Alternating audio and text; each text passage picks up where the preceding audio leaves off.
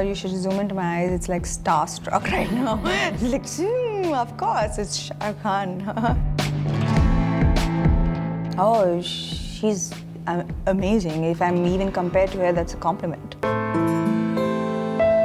There was a lot of torment, there was a lot of chaos, there was a lot of anguish, there was a lot of tears, there was a lot of dark places that I went to because this was completely against everything that I had built my life so far to be. Brave, beautiful, and bold are some of the words that can go as a prefix to her name. Another one added is a true warrior and a fighter, an absolute inspiration.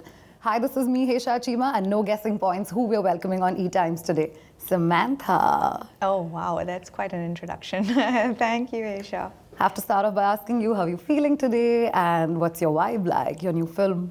Oh, yeah, I know. It's exciting. Like today, is the first day doing interviews for Shaakuntalam, and my team were like extra excited. Like, oh my God, we're getting you ready for after so long. Yes. It's been a while, and they were like, oh, you don't look like something the cat dragged in. It was so nice.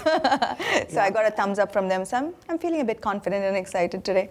Big hearts, all love. Yeah, always. So the segment that we're doing with you today is actually a Twitter segment. I was just telling you even before the interview that the minute we put out that we're doing Ask Samantha, your loyal fans like flooded us with questions in literally 60 minutes. Okay. Yeah, we just gave them 1 hour before the interview, and I'm going to shoot some questions from them at you, and let's take it from there, Samantha. Okay. The very first thing for you is, how has spirituality helped you calm down all the chaos in your mind and be so strong and positive? Well, when I was initially diagnosed, it was a lot of, I'm a control freak. If I want something done, I will get it done, and I will get it done immediately. And this is how my life has been structured. But when I was diagnosed with this was beyond. It was finally beyond. It had to forced me to face something. My core habit. Core habit was control, and it forced me to face it head on, and this is not in my control. This is absolutely not in my control. This is not going away tomorrow. You can't wake up every day and will it to go away. It's not going away. So for the first 2-3 months, there was a lot of torment, there was a lot of chaos, there was a lot of anguish, there was a lot of tears, there was a lot of dark places that I went to because this was completely against everything that I had built my life so far to be. And I think that this entire episode has changed me physically, mentally, and spiritually to adapt, honestly, to this new condition. And I'm still figuring out the new me, and spirituality has a big part to play in that. Another question for you is from Under the Rate Anusam. She's asking, how does Samantha feel about Shaakuntalam? What was so special about the film that you decided to take this one up? Growing up, and as an adult now, Disney has always been my favorite. I go to every Disney film I have watched. Every single Disney film I have watched. I go to Disney when I'm happy. I go to Disney when I'm sad. It's my happy place. It's my comforting place. So when given an opportunity to play a character that is so close to the princess and the mythical forest with the animal characters, the child in me leaped with joy, and I could absolutely not say no, even though it scared me. The playing, I didn't feel like I looked like Shaakuntala. I didn't feel like I could have the grace and the poise as her. So it's really scared me, but I think that's how I function. I start with fear and then I face it. That's one. But I think I disagree with you. You do look like her. You're very pretty. And of course you have the poise too. So I'm sure you're going to do great justice to the film. Thank you. Chitty Man wants to know, did you face any hurdles while shooting for Shaakuntala? Well, we did shoot in the middle of the pandemic, which was, I remember, we were shooting in closed sets, and every day there was someone falling sick on set. So but we needed, this is a big budget film, and we needed to finish the film in a certain number of days at any cost, because the most of our budget was in VFX and CG, and that would take time. So we needed to finish this film, the shooting of the film, within a certain number of days at any cost.